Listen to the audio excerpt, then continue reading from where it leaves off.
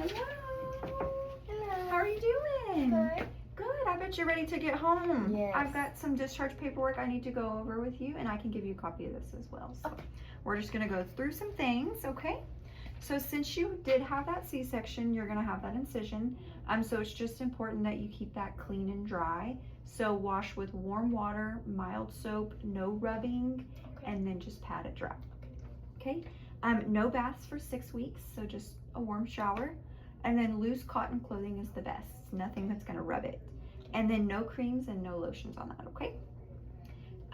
One thing that you do need to really look for is bleeding. So bleeding from that incision site obviously is bad, but soaking through more than 2 pads in 1 hour, you definitely need to come in and get checked out, okay? Watch for clots as well. So anything larger than like a golf ball, not good.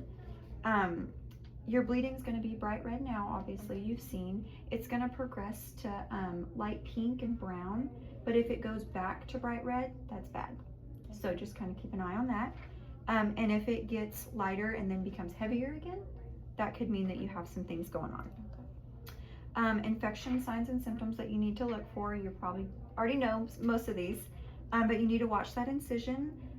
If you have any discharge that's foul, as well as on your pads, you might have an infection. Let's see, and then fever, of course, any increase in pain on that incision as well. So some symptoms that you need to look for, that then you need to absolutely come in, they need immediate attention. Fever, like we just discussed, foul discharge, bleeding on that incision site.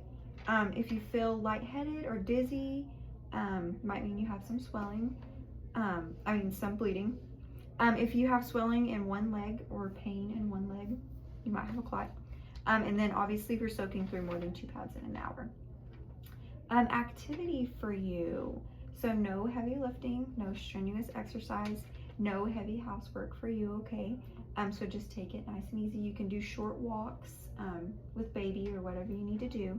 The only thing you should be lifting is baby though, okay? I was gonna say, is it gonna be safe for me to carry? Yes, you can lift baby, just take it nice and easy because you're gonna be pretty sore. Okay. And you can also, when you're walking, hold a pillow on your stomach. Okay. So that's another option for you as well. Okay, so for baby, you're bottle feeding, right? Yes. Okay, perfect. So when you feed, we've got a slower nipple we'll send home with you. It's okay if he needs to take some breaks. Just make sure that you're never propping that bottle at all. Watch for grunting and nasal flaring with him, Okay. and any changes in color. And then always burp him after. We've kind of gone through that, but safe sleeping for him to prevent sits. Always by himself, always on his back and in his crib. Okay, so no naps with dad in the recliner. Okay. Symptoms with baby that need immediate attention. Obviously if he stops breathing, if you see any color changes, if you notice he's more lethargic than normal or you're having a hard time waking him up, those are some things. And then if you drop baby, things happen, just bring baby in, okay? So we know that going home you're tired, dad's tired, things happen, but if for any reason you feel the need to shake your baby, you definitely, you need to come in, or if that happens, come in, we'll get some help for you and for baby. Same thing with dad or with family members, okay? So just watching out for that shaken baby syndrome. We need to never shake our babies, right? Okay? And then last but not least, infection control for baby. So nobody sick, sneezing, coughing needs to be around baby. You are bottle feeding, so just make sure you're washing and sterilizing those really good. Hand hygiene is super important, so washing your hands for 30 to 60 seconds, warm water, soap, keeping it clean. A clean environment for baby is super important too, and for you.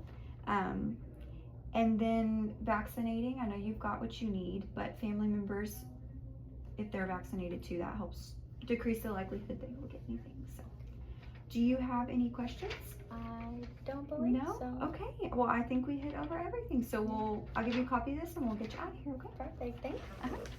Okay, and one more thing that I was gonna add. I know we did his car seat test and he's good to go. Okay.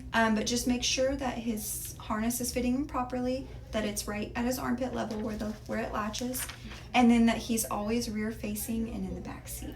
Okay. How tight does it need to be? 2 fingers Okay. need to go in there. Okay. Yeah. Sounds good. Yep, perfect. Okay.